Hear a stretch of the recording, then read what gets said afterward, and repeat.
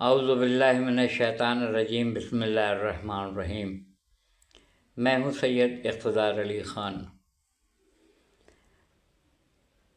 آپ ٹک ٹاک دیکھ لیں، یوٹیوب دیکھ لیں، انسٹاگرام دیکھ لیں، اس میں اکثریت جو ویڈیو کی اور کلپ کی ہے اس میں ناچ گانا ہوتا ہے، اور بہت ساری جگہوں پہ قول رسول خدا صلی اللہ علیہ وآلہ وسلم، روضہ مبارکہ کی زیارتیں، اقوال امیر المومنین علی ابن ابی طالب علیہ السلام۔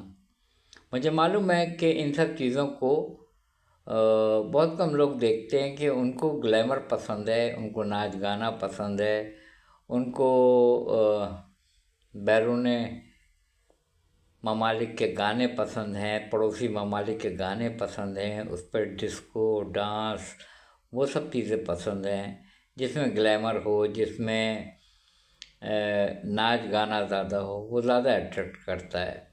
مگر کیونکہ اچھی باتوں کو لوگ پسند نہیں کرتے ہیں، کیونکہ اچھی باتیں اگر ہوتی ہوئی نظر آتی تو یقیناً انسان اس کی پذیرائی بھی کرتا، اور اچھے لوگوں پر سے لوگوں کا اعتبار اٹھ چکا ہے، تقریباً ختم ہو گیا ہے، کہ یہ صرف زبانی ہے اور عملاً کچھ بھی نہیں ہے۔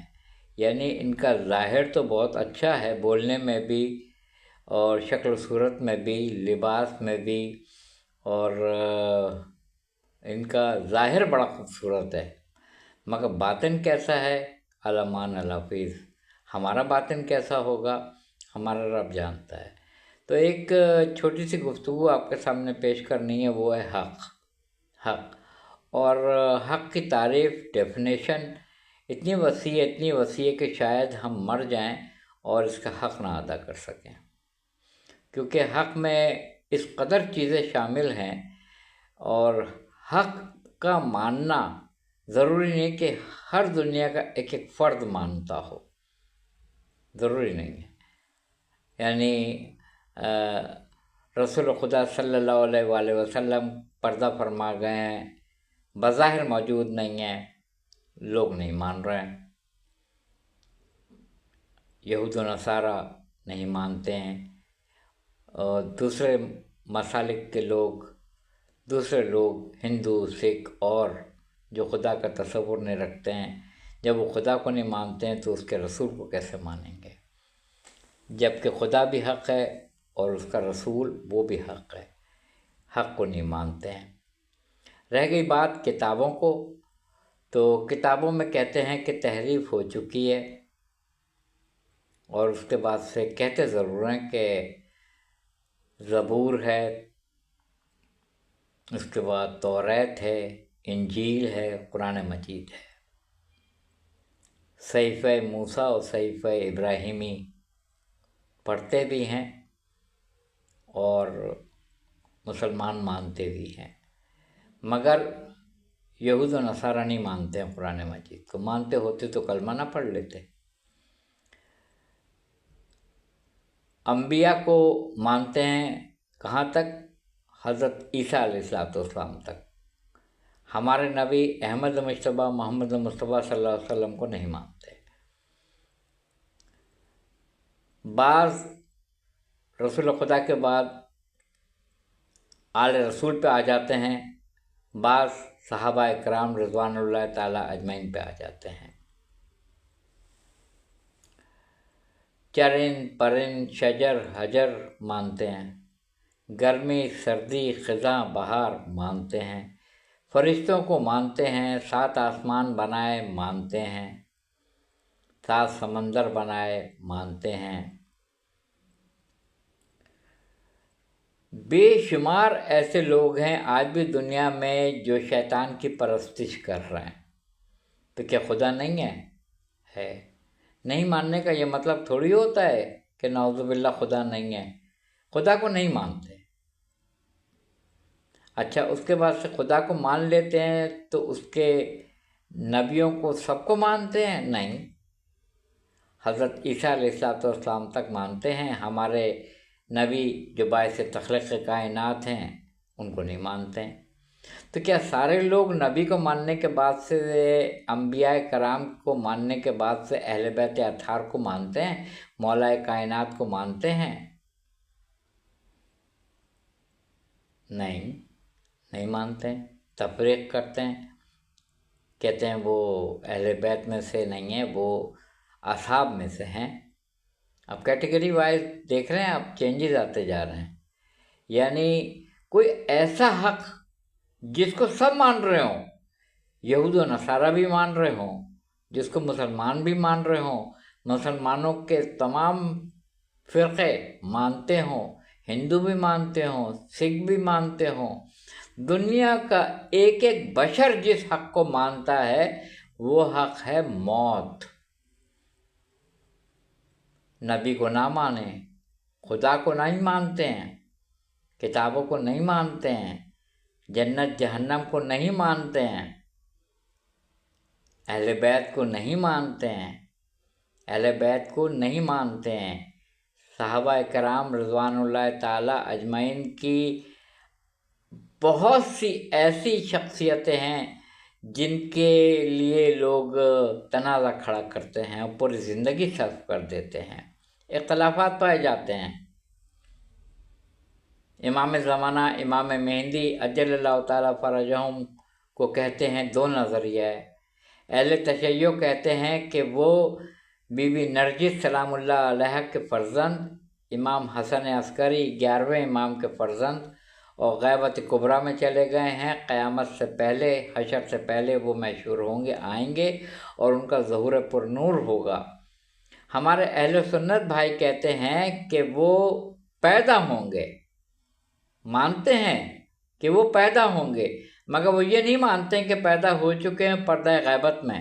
وہ کہتے ہیں کہ وہ پیدا ہوں گے اور ان کی جو نسل ہوگی وہ فاطمی نسل سے تعلق ہوگا، یعنی رسول خدا صلی اللہ علیہ وآلہ وسلم کے گھرانے سے ان کا تعلق ہوگا۔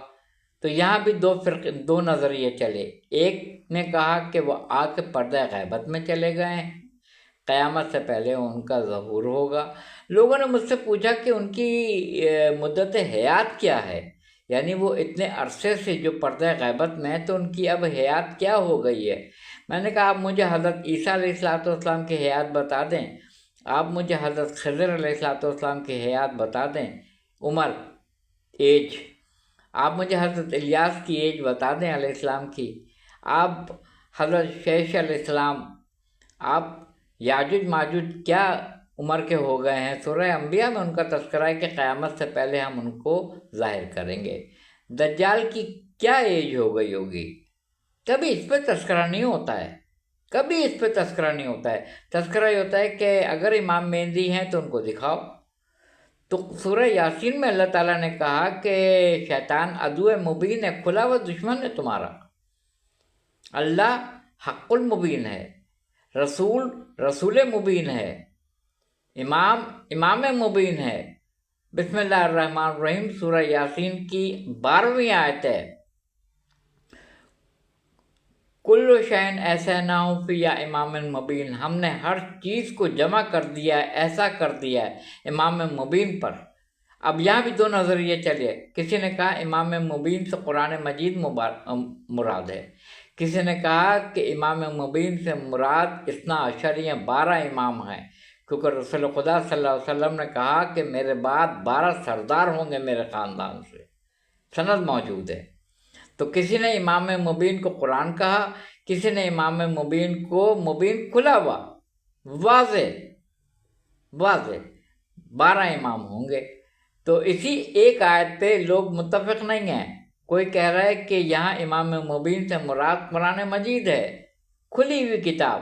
کھلی ہوئی کیسے ہے؟ اس میں تو متشابہ آیات بھی ہیں جس کے 3 سے زیادہ مطالب نکلتے ہوں۔